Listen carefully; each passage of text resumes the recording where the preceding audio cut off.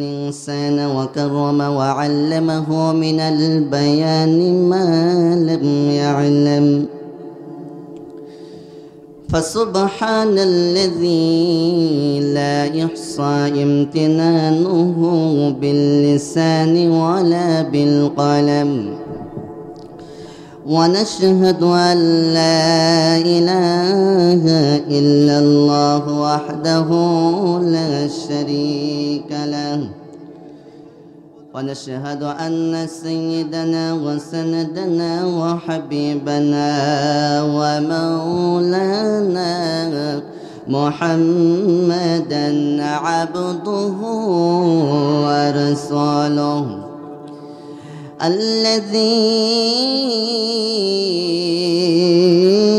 الذي أرسله بالحق بشيرا ونذيرا وداعيا إلى الله بإذنه وسراجا منيرا فقد قال الله تعالى في كلامه المجيد والفرقانه الحميد সকলে জবান খুলে পড়ুন আউযু বিল্লাহি মিনাশ শাইতানির রাজিম বিসমিল্লাহির রহমানির রহিম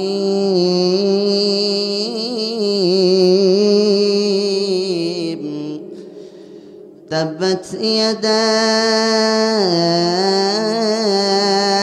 أبي لهب وتب ما أغنى عنه ماله وما كسب سيصلى نارا ذات لهب وامرأته حمالة الحطب في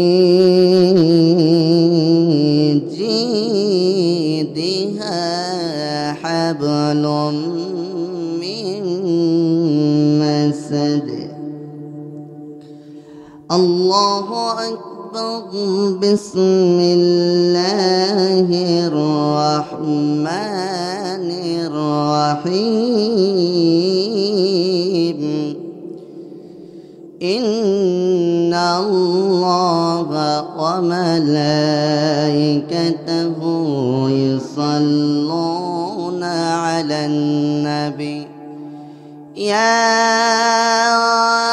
أيها الذين آمنوا صلوا عليه وسلموا تسليما جبن كل قرن اللهم صل على سيدنا مولانا محمد وعلى آل سيدنا حبيبنا محمد اللهم জবান খুলে পড়ুন صلى على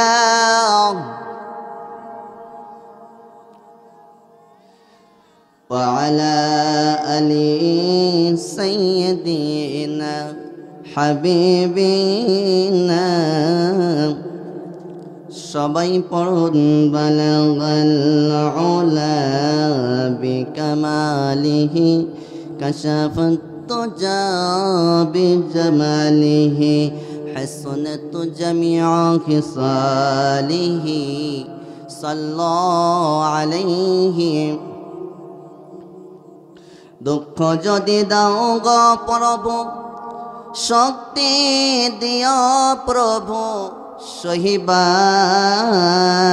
সহিবার হৃদয়টাকে কবুল করো কোরআন হাদিস মানিবার বালাগাল উলা বিকামালিহি কাশাফাত তুজা বিজামালিহি হাসনাত জামিউ খিসালিহি সাল্লু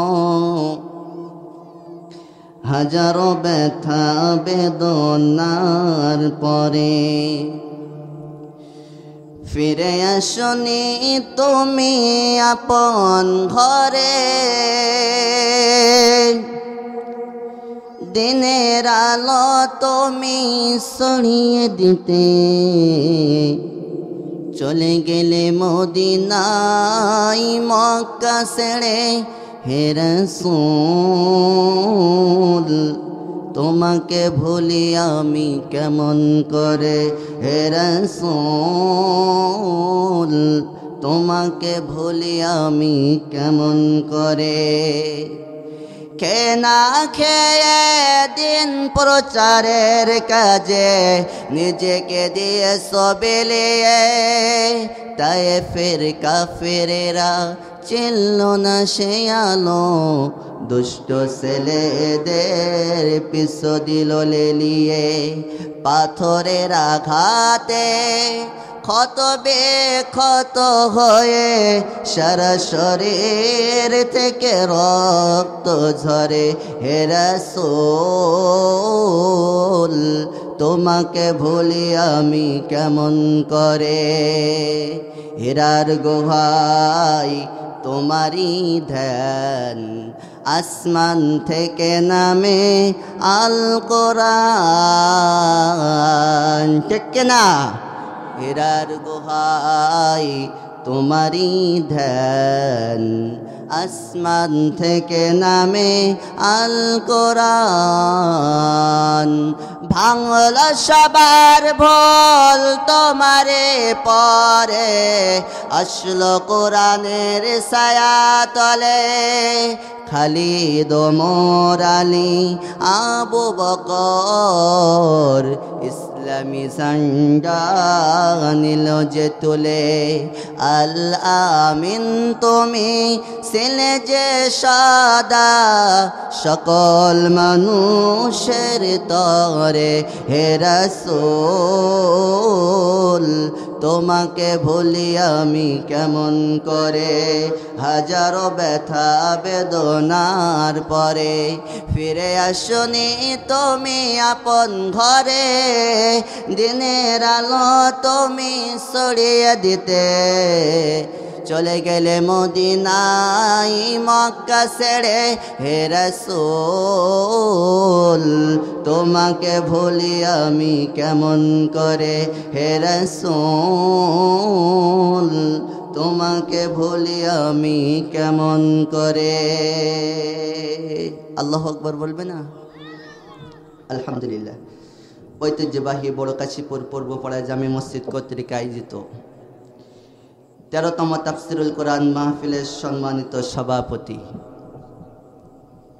শেখ কামাল হোসেন লিটন আমার অত্যন্ত শ্রদ্ধেয় ভাই আল্লাহ সুবহানাহু ওয়া তাআলা প্রিয় ভাইকে ইসলামের জন্য কবুল করুক সকলে বলেন আমিন আরো জোরে বলবেন না আমিন প্রধান অতিথি হিসাবে উপস্থিত আছেন অত্র ইউনিয়নের সম্মানিত চেয়ারম্যান 3 নম্বর সরুলা ইউনিয়ন পরিষদ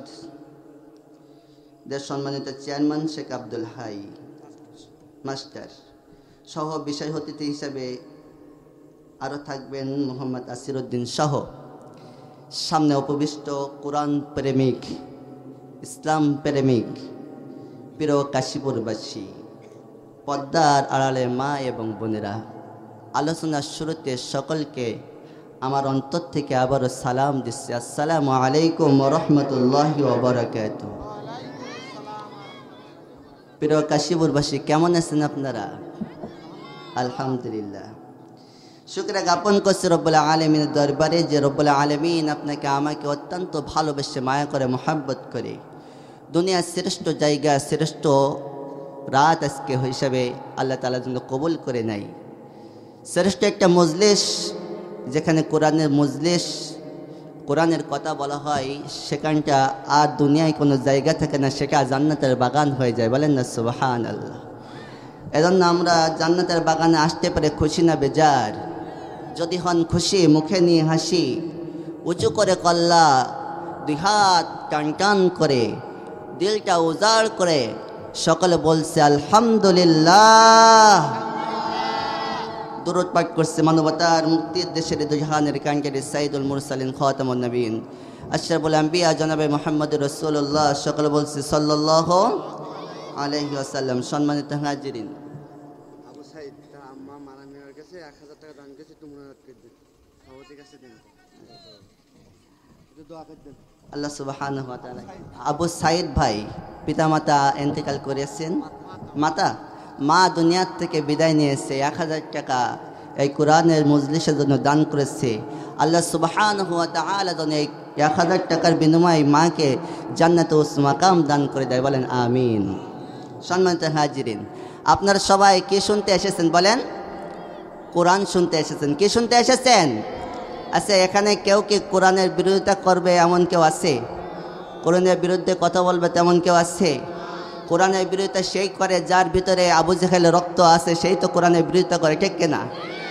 যার ভিতরে আবুল আহাবের রক্ত পাওয়া যাবে সেই তো কোরআনের বিরোধিতা করবে, ঠিক কিনা? কিন্তু মুসলমান আমাদের পিছু হলে চলবে? যতদিন পর্যন্ত দুনিয়া চলবে ততদিন পর্যন্ত কোরআনের কথা চলবে, ঠিক কিনা? সম্মানিত হাজিরিন, আমি এই রমজানের আগে একটা প্রোগ্রাম ছিলাম, আপনারা সবাই জানেন।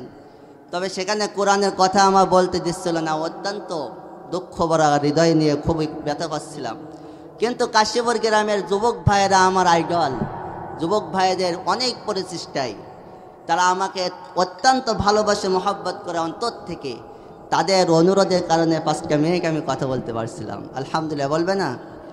আল্লাহর কসম করে বলছি, তাদের ক্ষমতা আছে বিধায় তারা আজকে কোরআনের কথা বলতে বাধা দেয়, ঠিক কিনা? কিন্তু ক্ষমতায় কেউ জীবনেও টিকে থাকতে পারে না। ইতিহাস থেকে আমরা বুঝতে পারি যে ক্ষমতায় বসে কেউ শেষ পর্যন্ত টিকে থাকতে পারে নাই, আর পারবেও না। তাদের ক্ষমতা আছে বিধায় তারা কোরআনের কথা বলতে আমাদের বাধা দেয়। কিন্তু আল্লাহর কসম করে বলছি, যারা কোরআনের বিরুদ্ধে করবে, কোরআনের কথা বন্ধ করবে, কিয়ামত পর্যন্ত কোরআনের কথা বন্ধ করতে পারবে না। যারাই কোরআনের কথা বলা বন্ধ করতে যাইবে, তারা আল্লাহর কসম তারাই বন্ধ হয়ে যাবে, ঠিক কিনা? কোরআন ছিল, কোরআন আছে, কোরআন থাকবে, কোরআনের কথা চলবে। কিন্তু যারাই কথা বলা বন্ধ করবে তারাই বন্ধ হয়ে যাবে, ঠিক কিনা?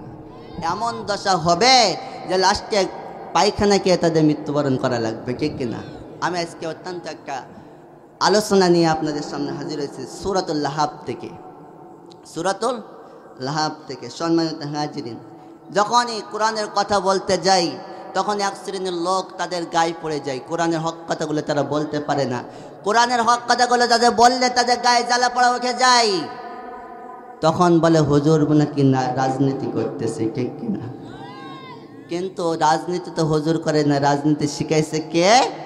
আল্লাহ তাআলা। কোরআনের একেবার বা থেকে সিন পর্যন্ত সব অক্ষরগুলো রাজনীতির অক্ষর। বলেন না আল্লাহু আকবার। সম্মানিত হাজিরিন, শুধুমাত্র বর্তমান জামানায় কোরআনের বাধা দেয় নাই, ইতিহাস থেকে আমরা জানতে পারি যুগে যুগে যত নবীরা চলে এসেছেন সবাই কিন্তু বাধা দিয়েছে ইসলামের দাওয়াত দেওয়ার জন্য। আল্লাহর হাবিব জনাবে মুহাম্মদুর রাসূলুল্লাহ সাল্লাল্লাহু আলাইহি ওয়াসাল্লামের উপর যখন কোরআনুল কারীম নাযিল হলেন, আল্লাহর হাবিব জনাবে মুহাম্মদুর রাসূলুল্লাহ সাল্লাল্লাহু আলাইহি ওয়াসাল্লাম সর্বপ্রথম বাইরে দাওয়াত দিয়েছেন, নিজের গোত্রের মধ্যে দাওয়াত দিয়েছেন, নিজের গোত্রের মধ্যে দাওয়াত দিয়েছেন। আল্লাহর হাবিব জনাবে মুহাম্মদুর রাসূলুল্লাহ সাল্লাল্লাহু আলাইহি ওয়াসাল্লাম মক্কা সমস্ত বড় বড় নেতাদের নিয়ে সাফা পাহাড়ের ওপরে দাঁড়িয়ে সবাইকে আহ্বান করলেন সাফা পাহাড়ের নিচে আসার জন্য। আল্লাহর হাবিব জনাবে মুহাম্মদুর রাসূলুল্লাহ সাল্লাল্লাহু আলাইহি ওয়াসাল্লামের ডাকে সাড়া দিয়ে সব নেতারা, বড় বড় নেতারা সবাই সাফা পাহাড়ের নিচে সবাই অবস্থান করলেন। আল্লাহর হাবিব জনাবে মুহাম্মদুর রাসূলুল্লাহ সাল্লাল্লাহু আলাইহি ওয়াসাল্লাম বলেন, ও মক্কাবাসীরা, আমি তোমাদের এই জন্য ডেকেছি, আমি যদি তোমাদের বলি এই সাফা পাহাড়ের নিচে তোমাদের আক্রমণ করার জন্য এক ধরনের শত্রুরা আক্রমণ করবে, সেই জন্য দাঁড়িয়ে আছে, তোমরা কি বিশ্বাস করবে? তখন সবাই বলল, হ্যাঁ, কেন বিশ্বাস করব না? ও আব্দুল্লাহ বেটা মুহাম্মদ, আমরা তো কখনো তোমার কথা অবিশ্বাস করে নাই, যে তুমি জন্মলগ্ন থেকে এই পর্যন্ত তোমার মুখ দ্বারা একটা মিথ্যা কথা আমরা শুনতে পাই নাই, এজন্য তো তোমাকে আমরা আল আমিন উপাধি দিয়েছি। বলেন না সুবহানাল্লাহ। রাসূলুল্লাহ সাল্লাল্লাহু আলাইহি ওয়াসাল্লাম বলেন, তাই যদি তোমরা আমাকে বিশ্বাস করো তাহলে তোমরা শুনে নাও, আমার উপরে আল্লাহ তাআলা কোরআনুল কারীম আল্লাহ তাআলা আমাদের উপর অবতীর্ণ করেছেন, আমার উপর এই দায়িত্ব দিয়েছেন। আসুন সেই আল্লাহ তাআলা একত্ববাদ ঘোষণা করি, আল্লাহর উপর ঈমান আনি, আর আমি জনাবে মুহাম্মদুর রাসূলুল্লাহ সাল্লাল্লাহু আলাইহি ওয়াসাল্লামকে নিতা বলে আমরা মেনে নিই। যদি তোমরা মেনে নাও, আল্লাহর কসম করে বলতেছি, কিয়ামতের ময়দানে কঠিন মুসিবতের দিন আমি নবী তোমাদের জন্য শাফায়াতকারী হয়ে যাব। বলেন না সুবহানাল্লাহ। এই কথা যখন বললেন, এই কথা যখন শোনা মাত্রই কেউ কোনো কথা বলল না, ওখান থেকে একদল লাফ দিয়ে ওকে কি করলেন, রাসূলুল্লাহ সাল্লাল্লাহু আলাইহি ওয়াসাল্লামকে গালি দেওয়া শুরু করে দিল। তিনি অন্য কেউ নাই, তিনি হলেন আবু লাহাব। তিনি কে? আবু লাহাব। পাথর নিয়ে মারবে, পাথর নিয়ে রাসূলুল্লাহ সাল্লাল্লাহু আলাইহি ওয়াসাল্লামকে মারবে, কারণ কালিমার অর্থ তিনি বুঝতে পারছে যে যদি এই কালিমা যদি আমি মেনে নিই তাহলে আল্লাহ তাআলার উপর ঈমান আনতে হবে, আর এই আব্দুল্লাহ বেটা মুহাম্মদকে আমার নেতা হিসেবে মানতে হবে। কি হিসেবে মানতে হবে? যদি তাকে নেতা হিসেবে মেনে নিই তাহলে আমার চ্যাটটা থাকবে। এই জন্য তিনি কি করলেন, পাথর হাতে নিয়ে রাসূলুল্লাহ সাল্লাল্লাহু আলাইহি সাল্লামকে ছুঁড়ে মারবে। এমন সময় আল্লাহর হাবিব জনাবে মুহাম্মদুর রাসূলুল্লাহ সাল্লাল্লাহু আলাইহি ওয়াসাল্লামকে যখন পাথর মারতে যাবে, এমন সময় আল্লাহ সুবহানাহু ওয়া তাআলা কুরআনুল কারীম নাজিল করে দিলেন, তাব্বাত ইয়াদা আবি লাহাবি ওয়া তাব। আল্লাহু আকবার বলবেন। ধ্বংস হোক আবু লাহাব ও তার দুই হাত। তাই এক হাত দিয়ে মারছে, আর এক হাত কি দোষ করেছে বলেন তো? মারছে তো এক হাত দিয়ে, তাহলে আর এক হাত ধ্বংস হওয়ার কারণ কি? এক হাতে যখন মারছে তখন এই হাতও নাড়াচাড়া করেছে, এই জন্য দুই হাতও সমান অপরাধী। এই জন্য দুই হাত ধ্বংস করা আল্লাহ তাআলা বলছে যে ধ্বংস হোক, এবং সে এবং তার দুই হাতও ধ্বংস হয়ে যাক। বলেন আল্লাহু আকবার। তাহলে অন্যায় যে করবে সেও ধ্বংস হবে, আর অন্যায় যে সাপোর্ট করবে সেও কি হবে? একই রোগের অপরাধী। আল্লাহর হাবিব জনাবে মুহাম্মদ রাসূলুল্লাহ সাল্লাল্লাহু আলাইহি ওয়াসাল্লামকে যখন মারতে যাবে, কিন্তু হাতে আর বল নাই, কি নাই? আল্লাহ তাআলা হাত অবশ করে দিয়েছেন, মারতে পারে না। এখন যখন মারতে পারে না, আবু লাহাব তো তেলে বুগিনে জ্বলে গেছে। তখন আবু লাহাব রাগে কিড়মিড়ি করতেছে, আর মুখে যা আসতেছে তাই বলে মুহাম্মদুর রাসূলুল্লাহ সাল্লাল্লাহু আলাইহি ওয়াসাল্লামকে গালি দিতেছে। বর্তমান জামানায় দেখবেন এক শ্রেণী মানুষ আলেমদেরও বাজে কথা বলে গালি দেয়, ঠিক কিনা? বাজে কথা বলে গালি দেয় কিনা? আল্লাহর কসম, যারা আল্লাহর নবীর উত্তরসূরিদের বাজে কথায় যারা গালি দেয়, বাজে মন্তব্য করে, তার শরীরে মুসলমানের রক্ত থাকতে পারে না, নিশ্চয় তার শরীরে আবু লাহাবের রক্ত পরিবাহিত, ঠিক কিনা? ও মুসলমান, আর থেমে থাকলে হবে না, তাদের বিরুদ্ধে লড়াই করতে হবে, ইসলামকে প্রতিষ্ঠিত করার জন্য লড়াই করতে হবে। আবারও যদি কোরআনের কথা বলার জন্য কোরআনের রাজ কায়েম করার জন্য, কালিমার পতাকা উত্তোলন করার জন্য মুসলমানরা যদি আবারও মাথায় কাপড় বেঁধে যদি ময়দানে নামতে হয়, কারা কারা নামতে রাজি আছেন? দুই হাত তুলে আল্লাহকে দেখান। নারায়ে তাকবীর, নারায়ে তাকবীর। আল কোরআনের আলো, আল হাদিসের আলো, তল তাকবীর ধ্বনি ধরায় রাখবার বীর মুসলমান, ধরো আল কোরআন ফিরিয়ে আনো সেই হারানো সম্মান। লিল্লাহি তাকবীর, লিল্লাহি তাকবীর। যে আওয়াজ শুনে ওরে মুসলমান ভয়ে কাঁপে তো কাফের বেঈমান। দৌড়ে সেই হুঙ্কার করো রে তোর পার, দৌড়ে সেই হুঙ্কার করো রে তোর পার। পাপ দুনিয়া ভেঙে করো রে সরখার। বীর মুসলমান ধরো আল কোরআন ফিরিয়ে আনো সেই হারানো সম্মান। নারায়ে তাকবীর, নারায়ে তাকবীর। তোলো তাকবীর ধ্বনি ধরায় রাখবার। সম্মানিত হাজির, গভীর মনোযোগ। আবু লাহাব এবার কি করলেন? সোজা বাড়িতে চলে গেলেন। বাড়িতে গিয়ে আবু লাহাবের দুই পুত্রের সঙ্গে মুহাম্মদ রাসূলুল্লাহ সাল্লাল্লাহু আলাইহি ওয়াসাল্লামের দুইটা কন্যা বিবাহ দিয়েছিল। কয়টা কন্যা? দুইটা কন্যা। একদিক থেকে আপন চাচা, আর একদিক থেকে ব্যয়। তাহলে সবচেয়ে ঘনিষ্ঠ কিনা বলেন? একদিক থেকে আপন চাচা আর একদিক থেকে ব্যয়। এখন বলেন, সে আপন চাচা আপন ব্যয় সর্বপ্রথম কোরআনের বিরোধিতা করেছে, ঠিক কিনা? সে আপন চাচা আর আপন ব্যয় সর্বপ্রথম রসুলের বিরোধিতা করেছে। এখন আমাদের সমাজে কোরআনের বিরোধিতা, আলেম ওলামার বিরোধিতা বাইরের মানুষকে করে না, বিরোধিতা করে আপনার আমার ঘরের মানুষ, ঠিক কিনা? সম্মানিত হাজিরিন, সোজা বাড়িতে চলে গেলেন। গিয়ে দুই সন্তানকে ডেকে বলতেছে, উতবা আর ওটাই বাইরে কনে তোরা চলে আয় এখানে। বাপ রাগান্বিত যখন, তখন দুই সন্তান সবাই চলে আসছে সামনে। আসার পরে কি বলতেছে, বাবা কি হয়েছে? বলতেছে, মুহাম্মদ আমার বাপ দাদার ধর্মের মুখে লাথি মেরে নতুন কোন ধর্ম আনতেছে, আমরা এই মানতে পারি না। আমি আর মানতে পারতেছি না, এই রাগ আমি আর সহ্য করতে পারতেছি না। এক্ষণে তোরা যাবে, গিয়ে মুহাম্মদের দুই কন্যাকে তোরা কি করবে? দুই কন্যাকে তালাক দেবে আর তাকে অপমান করে আসবে। সম্মানিত হাজির, গভীর মনোযোগ। উতবা আর উতাইবা যখন এই কথা বলল, এই কথা শোনার পরে উতবা আর উতাইবা সোজা চলে গেলেন মুহাম্মদ রাসূলুল্লাহ সাল্লাল্লাহু আলাইহি ওয়াসাল্লামের বাড়িতে চলে গেলেন। বাড়িতে চলে গেলেন, গিয়ে বলতেছে, হে মুহাম্মদ, হে মুহাম্মদ বলে যখন ডাক দিয়েছে মুহাম্মদ রাসূলুল্লাহ সাল্লাল্লাহু আলাইহি ওয়াসাল্লামের মুখে তখন কান্দ কান্দ অবস্থায় বাহির হয়ে এসেছেন।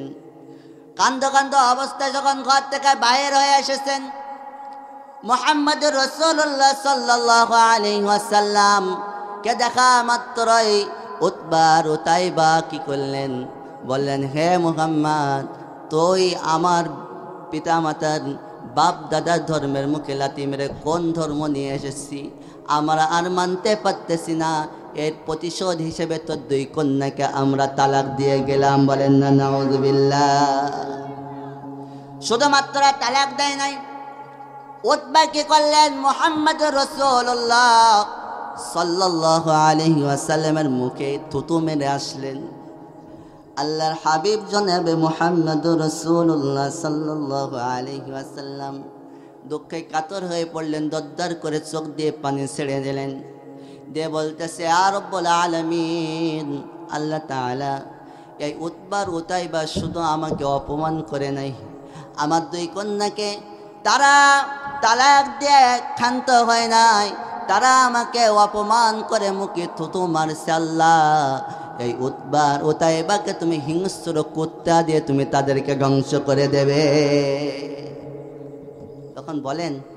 এখন বলেন যে রাসূলুল্লাহ সাল্লাল্লাহু আলাইহি ওয়াসাল্লাম যখন দোয়া করে সেই দোয়া কি কখনো বিফলে যাবে? বলেন, বিফলে যাবে? আল্লাহ তাআলা সঙ্গে সঙ্গে দোয়া কবুল করে নেবে। বলেন না সুবহানাল্লাহ।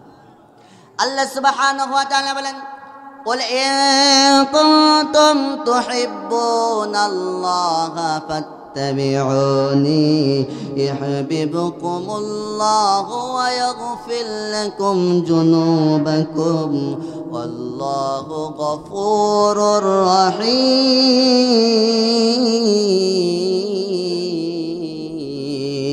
আল্লাহু আকবার বলবেন না?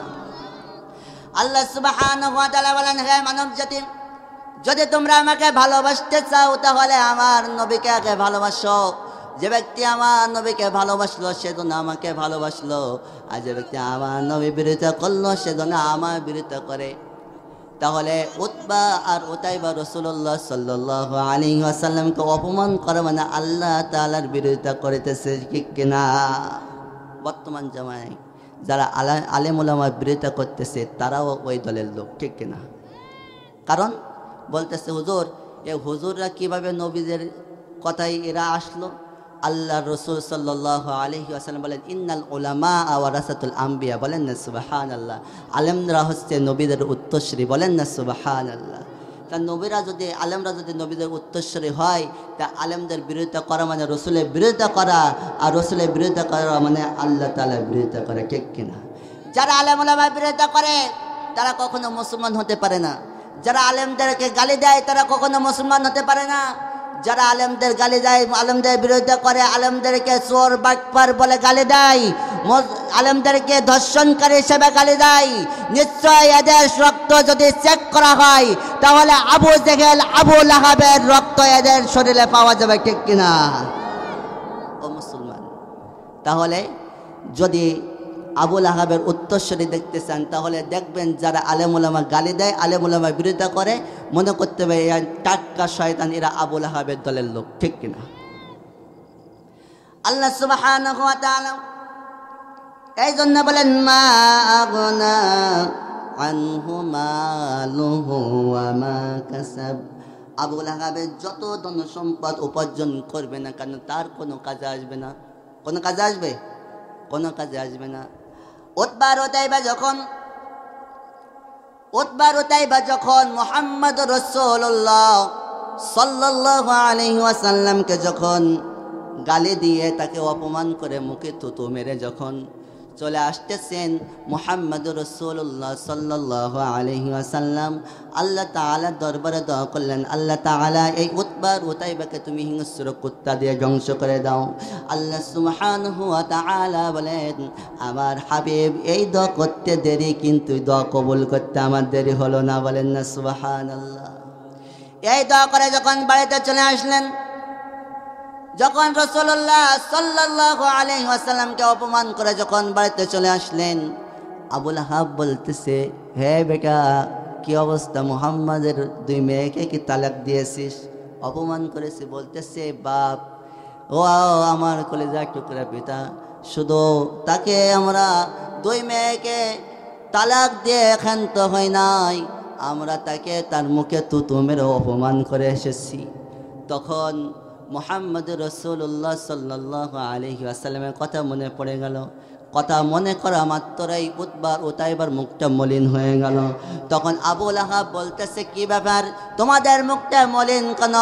তখন বলতেছে, আমার পিতা, আমার তো জানি মুহাম্মদ সত্য নবী, তিনি তো সত্য ধর্মের কথা প্রচার করে, কালিমার দাওয়াত দেয়, তিনি যদি কোনো দোয়া করে আল্লাহ সুবহানাহু ওয়া তাআলা সেই দোয়া কখনো বেফলে দেয় না, সঙ্গে সঙ্গে কবুল করে নাই।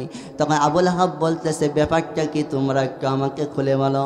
তখন উতবা বলতেছে, হে আমার কলিজার টুকরা পিতা, যখন মুহাম্মদকে অপমান করে তার মুখে যখন থুতু মেরেছি, তখন মুহাম্মদ আল্লাহ তাআলার দরবারে দুইখানা হাত তুলে কান্দ কান্দ সুরে দুই চোখ দিয়ে টপ টপ করে পানি পড়তেছে আর বলতেছে, আল্লাহ, আমাকে অপমান করার জন্য উতাইবা তুমি কুত্তা দিয়ে ধ্বংস করে দাও।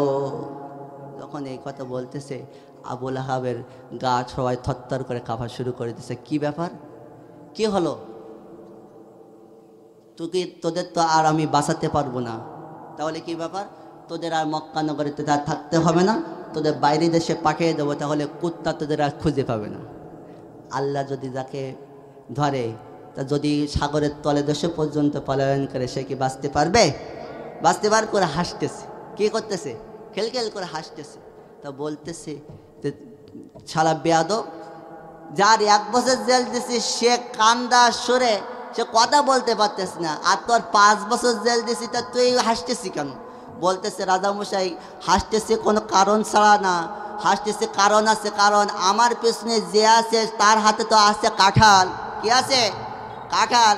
আমি তো 5 বছরের জেল থেকে ছাড় পেয়ে যাব, কিন্তু ওর কাঁঠালে যে কয়েকটা বেশি আছে আল্লাহ জানে, কিয়ামত পর্যন্ত জেল থেকে বাইর হতে পারবে কিনা আমি জানতে পারতেছি না।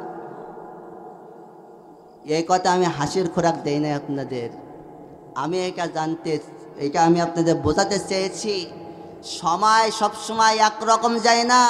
সূর্য যখন উঠেছে, সূর্য যখন ডুবেছে, সূর্য উঠবে, যখন বাতাস ঘুরবে, আল্লাহর কসম তোমাদেরকে বিশে গুণে বিচার করা হবে, ঠিক কিনা?